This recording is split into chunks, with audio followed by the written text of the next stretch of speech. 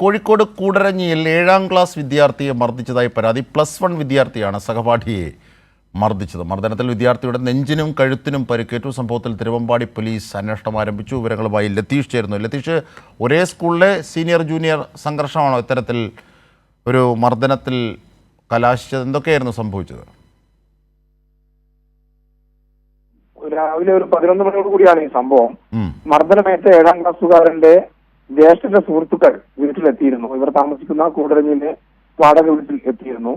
വാടക വീട്ടിലെത്തി അവർ തിരിച്ചു പോകുന്നതിനിടെ ഈ മർദ്ദനമേറ്റ വിദ്യാർത്ഥിയുടെ ചെരുപ്പ് വീട്ടിലേക്ക് വന്ന ഒരു വിദ്യാർത്ഥി എടുത്ത് ധരിക്കുകയായിരുന്നു. അത് ചോദിച്ചപ്പോഴാണ് ഇത്തരത്തിൽ ഒരു മർദ്ദനം ഏൽക്കുന്ന സാഹചര്യം ഉണ്ടായത്. പരിക്ക് ഗുരുതരമല്ല എങ്കിൽ പോലും കൈകൊണ്ട് അടിച്ച പാടുകൾ ഈ 7ാം ക്ലാസ്സുകാരന്റെ ശരീരത്തിൽ ആസകലം കഴുത്തിനും മുഖത്തുമെല്ലാം നെഞ്ചിലുമെല്ലാം നമുക്ക് ദൃശ്യങ്ങളിൽ കാണാൻ കഴിയുന്നുണ്ട്.